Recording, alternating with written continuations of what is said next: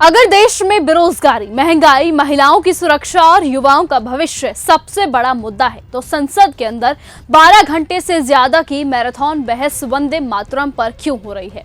और इससे बड़ा सवाल यह है कि इस बहस का असली टारगेट कौन था?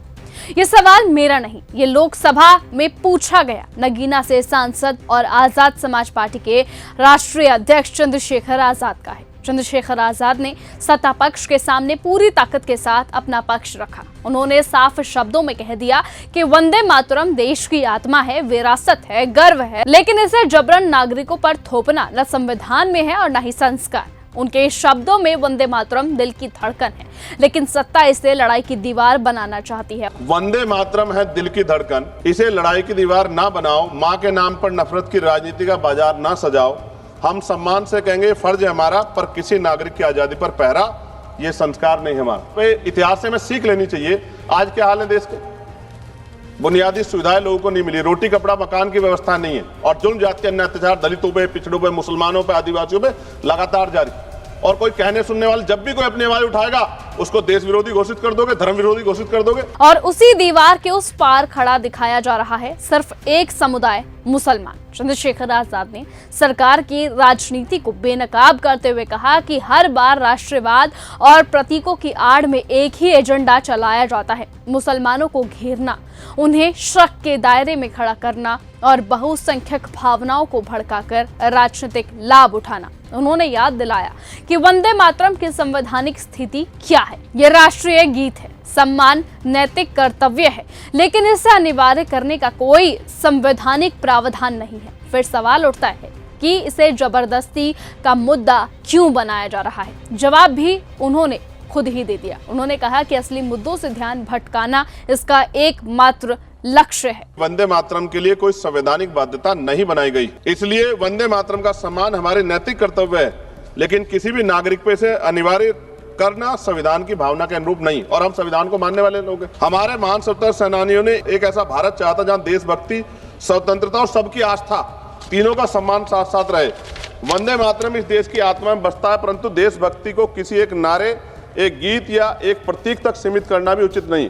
अपने भाषण में चंद्रशेखर आजाद ने इतिहास, संविधान और वर्तमान को एक सीध में जोड़ते हुए कहा कि वंदे मातरम अंग्रेजों के खिलाफ संघर्ष का एक उदाहरण था, लेकिन आज सत्ता इसे अपने राजनीतिक हथियार में बदल रही है। उन्होंने रविंद्रनाथ टैगोर, नेताजी सुभाष चंद्र बोस और संविधान सभा के फैसलों की याद दिलाते हुए कहा कि राष्ट्रीय प्रतीकों पर अनावश्यक विवाद खड़ा करना न सिर्फ इतिहास से गद्दारी है, बल्कि उन्हीं महापुरुषों का अपमान भी है जिन्हें सत्ता अपने पोस्टरों और भाषणों में आदर्श बताती है। सबसे तीखा हमला तब हुआ जब उन्होंने कहा कि जब किसान, पहलवान, बेटियां, शिक्षक, वकील और नौजवान सड़कों पर अपने हक के लिए आंदोलन करते हैं और वंदे मातरम गाते हैं, तब सत्ता को उसमें राष्ट्रवाद नहीं दिखता। लेकिन जब उसी वंदे मातरम को मुसलमानों पर थोपने का मौका मिलता है, तब अचानक देशभक्ति जाग उठती है। यही दोहरा मापदंड असली समस्या है। चंद्रशेखर आजाद ने साफ कहा कि आज का नौजवान रोटी, नौकरी और सम्मान मांग रहा है, बेटियां उड़ान चाहती है, लेकिन सरकार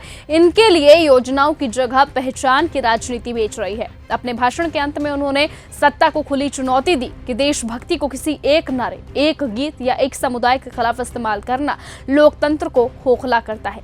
हिंदुस्तान सोशलिस्ट रिपब्लिकन एसोसिएशन का उदाहरण देते हुए उन्होंने कहा कि देश तभी आगे बढ़ेगा जब सब मिलकर चलते हैं, ना कि जब राजनीति किसी एक धर्म को टारगेट बनाकर चलाई जाए।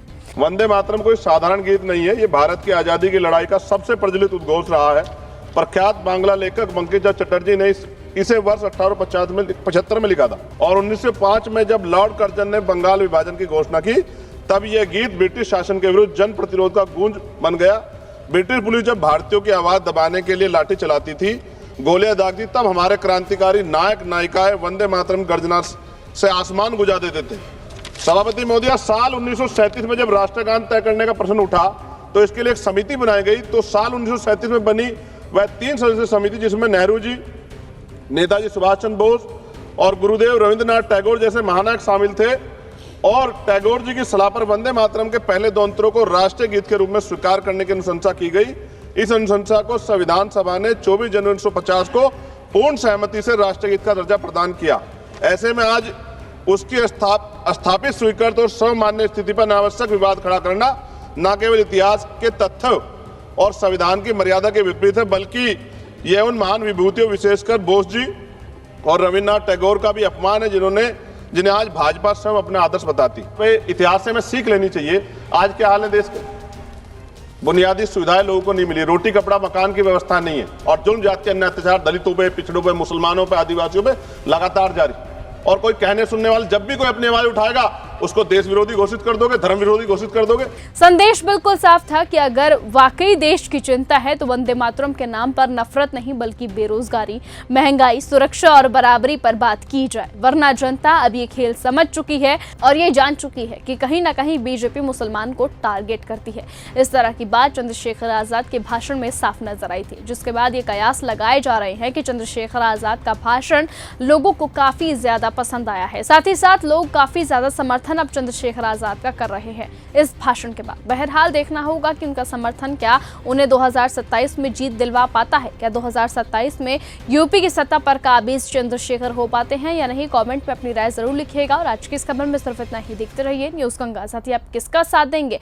आपको क्या लगता है चंद्रशेखर आजाद अपनी जगह सही है? तो कमेंट में अपनी राय लिखना ना भूलिए। नमस्कार। अगर आपको ये हमारा वीडियो पसंद आया हो तो इसे लाइक और शेयर करना बिल्कुल ना भूलें। साथ ही हमारे चैनल न्यूज गंगा को सब्सक्राइब और फॉलो जरूर करें ताकि देश और दुनिया की हर बड़ी खबर आप तक सबसे पहले पहुंचे।